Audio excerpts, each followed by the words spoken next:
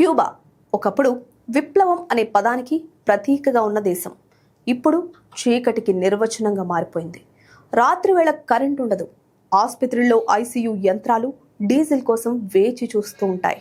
80% నీటి విద్యుత్పై ఆధారపడిన దేశంలో పవర్ కట్ అంటే కేవలం లైట్ ఆఫ్ అవ్వడం కాదు, తాగునీరు ఆగిపోవడం, శుభ్రత లేకపోవడం, జీవనం స్తంభించిపోవడం. ఇంధన కొరతతో వ్యాక్సిన్ నిల్వలు ప్రమాదంలో పడుతున్నాయి. పాఠశాల భోజన పథకాలు దెబ్బతింటున్నాయి. వృద్ధాశ్రమాలు, ప్రసూతి గృహాలు కష్టాల్లో కూరుకుపోతున్నాయి. ఒక దేశం మెల్లగా ఊపిరాడక ఉక్కిరి బిక్కిరవుతోంది. ఈ పరిమాణాలపై ఐక్యరాజ్య సమితి మానవ హక్కుల నాయకుడు వోల్కర్ టర్క్ తీవ్ర ఆందోళన వ్యక్తం చేశారు. దశాబ్దాలుగా కొనసాగుతున్న ఆర్థిక ఆంక్షలు, తాజాగా చమురు సరఫరాలపై పరిమితులు, ప్రకృతి విపత్తులు కలిసి క్యూబా సమాజాన్ని బలహీనపరుస్తున్నాయని హెచ్చరించారు. అయితే ఈ దుస్థితికి కారణం కేవలం ఇతర దేశాల ఆంక్షలేనా, లేదా 5 దశాబ్దాల పాటు ఒకే వ్యక్తి చేతుల్లో నడిచిన పాలనా వ్యవస్థకు వైఫల్యమా?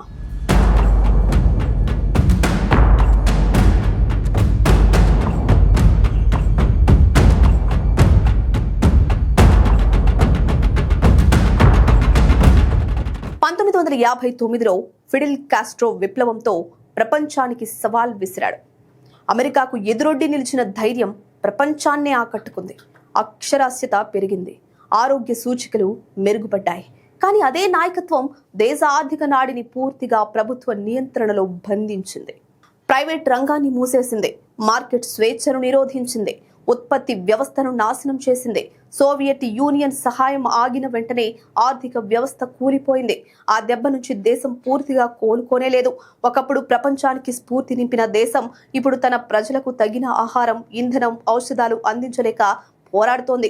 1991లో సోవియట్ యూనియన్ కూలిన తర్వాత క్యూబా ఆర్థిక వ్యవస్థలో 35% వరకు జీడీపీ క్షీణించింది.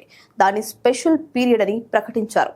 ఇంధనం దొరకలేదు, ఆహారం కొరత పెరిగింది, ప్రజలు సైకిళ్లపై ప్రయాణించాల్సిన అవసరం వచ్చింది. రోజుకు సగటు క్యాలరీల వినియోగం తీవ్రంగా పడిపోయింది.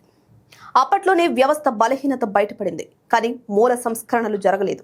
ఈరోజు పరిస్థితి మరింత ఘోరంగా ఉంది. క్యూబా జనాభా సుమారు 1,10,00,000గా ఉంది. అయితే గత 3 ఏళ్లలోనే లక్షలాది మంది దేశం విడిచి వెళ్లిపోయారు.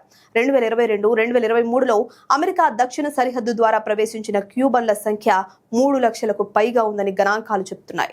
ఇది చరిత్రలోనే అతి పెద్ద వలస ప్రవాహాల్లో ఒకటి. యువత, నిపుణులు, వైద్యులు దేశం విడిచిపోతే మిగిలేది వృద్ధ జనాభా మాత్రమే.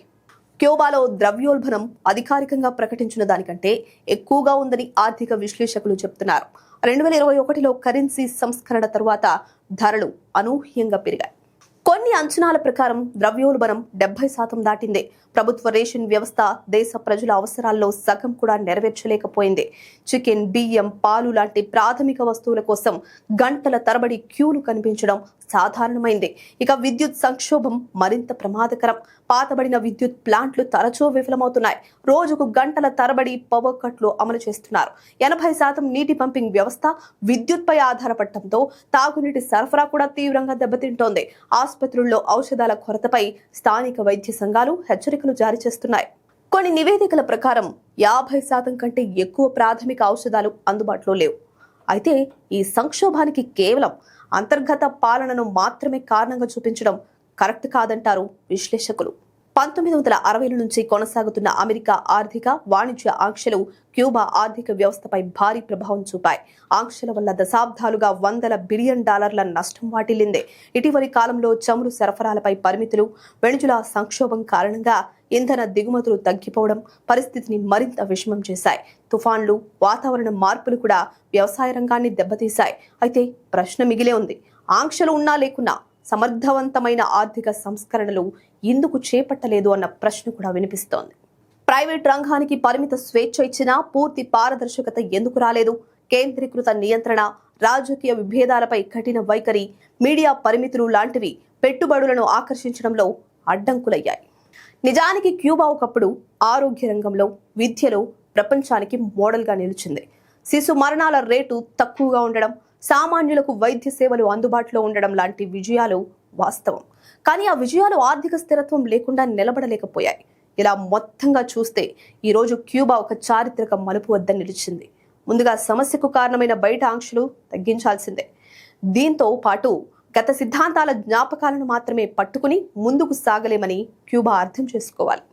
ఎందుకంటే ఆర్థిక వ్యవస్థకు నిజమైన శ్వాస కావాలి, పారదర్శక సంస్కరణలుండాలి, ఉత్పత్తి రంగానికి స్వేచ్ఛ ఇవ్వాలి. అప్పుడే యువత దేశం విడిచి వెళ్లకుండా ఉంటుంది. ప్రపంచంతో ఆర్థిక భాగస్వామ్యం లేకపోతే లేచి నిలబడ్డమే కష్టం. ఇవి అర్థం చేసుకోకపోతే ఒకప్పుడు గర్వంగా పలికిన విప్లవ నినాదాలు చరిత్ర పుస్తకాలలో మాత్రమే మిగిలిపోతాయి. వర్తమానం మాత్రం ఖాళీ షెల్ఫ్లు, చీకటి వీధులు, నిరాశతోనే గుర్తుండిపోతాయి.